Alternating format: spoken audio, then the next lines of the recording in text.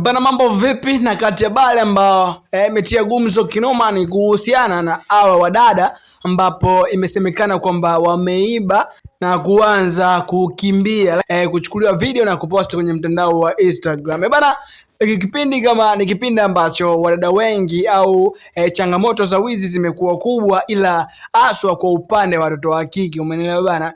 Juzi kati bana kuniongelea habari fulani hivi ambayo ilikuwa inamuhusu mama ambaye alienda Kariakoo na kuiba kwenye duka, alafu akawa hana hela, alikuwa anatafuta namna ya kutoka. Umeelewa bana? So alimdhibiti na dakika mwisho tulimuona akiwa anazalilika mtandaoni. Watu walipost na watu waliongea vitu vingi sana kwamba wamama za watu wanazalilishwa. Lakini pia kuna hili lingine ambalo limetokea, wamama bana wanaonekana wako watatu. Umeelewa bana? Wamama wanaonekana wako watatu na wanasemekana kwamba wameiba na alafu hapa wanapopelekwa bwana wanapelekwa kwenye gari kwa ajili ya kupelekwa sehemu husika. Umeelewa bana? Hizi issues zinakuwa zinatokea mara kwa mara na aswa kwa wamama. Kwa kipindi hichi sana kimetokea kwa upande wa mama na wanakuwa wamejifunika ushungi kabisa, ni kwamba ni kama ni wadada fulani ambao watu wa dini sana. Siwezi nikasema ni dini gani kwa sababu hairuhusu, lakini ni watu wa dini sana. Umeelewa bana? Kwa jinsi ambavyo inaonyesha. Mama bana analalamika kwamba sawa nimeiba lakini mnanidhalilisha. Yaani kwamba kushutiwa pale, kuchukua video anadhalilishwa. Anajua kabisa baadaye atakuja kutrend kwenye mitandao ya Instagram. Na kweli so amemuona amedhalilishwa na amepostiwa kwenye Instagram. Lakini hivi ni kwa nini sasa hivi imekuwa changamoto kwa upande wa kina mama? Ni wakina mama wa watu wazima. Na ukiwaangalia hawa kama ni wana watoto basi ni wawili au mwingine mpaka watatu na mwingine mpaka ni mbibi niseme, kwa sababu ni age girl kabisa. Umeelewa? Wamevaa kistaarabu, kiheshima, lakini bado inaonekana kwamba wapo kwenye masuala ya wizi.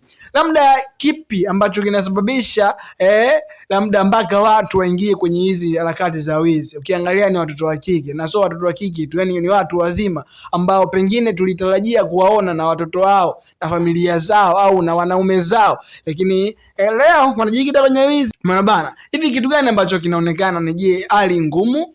Labda yeye mwenyewe ndo ana majukumu ya kufanya labda ale watoto wake wale au kuna kitu gani ambacho kinaendelea mpaka mtu anakuja naiba mtoto wa kike, unadhalilishwa na mwenyewe anasema mnanidhalilisha. Unaona bana? So mambo ni mengi. Yes, kitu gani wewe unachokiona? Haya matukio yamekuwa mara kwa mara sana yanajitokea. Unaona bana? Mambo yamekuwa mengi kinoma noma, au ndio ile tu mtu kaamua kufanya kwa sababu, lakini kazi ni nyingi. Umeelewa bana? Mimi nadhani kwamba ukiamua kujiajiri unaweza ukajiajiri na ukafanya vitu. Na sio rahisi, ni kweli, lakini kuitwa mwizi na kujiajiri mwenyewe kipi bora? Kwa sababu ukiitwa mwizi leo umeitiwa labda kwa sababu sehemu ambapo unajulikana hujapigwa, labda hawajakutesa, labda hawajataka kukuua. Vipi kama utaiba sehemu ambayo ujulikani, sasa wakaamua kukupiga, kukutesa, kukuua? Maana yake unahatarisha maisha yako kwa kiasi kikubwa. Lakini kama utakuwa labda umeamua kujiajiri, of course sio rahisi, najua utapata shida kidogo mpaka uje ukae kwenye mfumo, lakini ndio ukikaa kwenye mfumo maana yake unakuwa umejipatia mwenyewe riziki yako ambayo ni halali kuliko kuiba. Bana, kuiba, kuzalilishwa kama hivi so fair. Lakini mimi kuna watu ambao wamecomment kwamba msimpost mama mfuji. Naomba post, naomba nisome comment, naomba ufute hiyo video, mnawazalilisha wamama.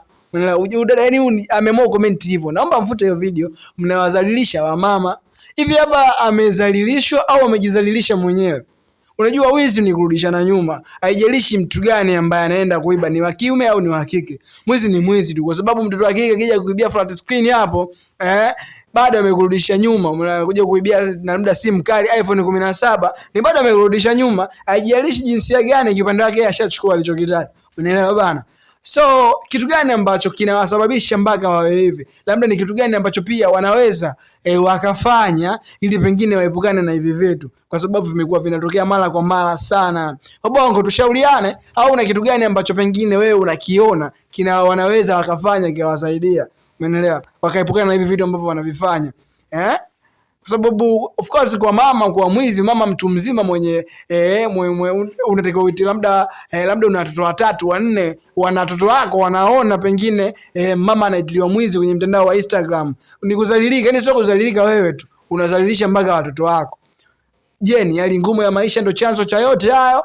Wewe mwanangu, kitu gani ambacho unaona mtazamaji wa Clavoo TV kwa hawa watu ambao wadada? Yaani sasa ni wadada kwa sababu sidhani kama kwa mtoto wa kiume kidogo unaweza usishangae sana. Kwa wadada watu wazima kidogo lazima kidogo ushangae. Umeelewa bana? So mambo ni mengi na hii ni Clavoo TV, mzee kukupa update. Nimekupa hiyo update kiupande wako, kitu gani ambacho unaona na kitu gani huyu mama labda alikuwa anastahili yafanyiwe pengine licha ya kusema kwamba anadhalilishwa mtandaoni. So ni Clavoo TV, subscribe, utakuwa umetisha kinoma noma, lakini pia dondosha comment yako mwanangu, mimi nitakuwa naisoma. Toa maoni yako kwenye hili swala ambalo lipo la kijamii zaidi. Umeelewa bana? So umetisha kinoma noma.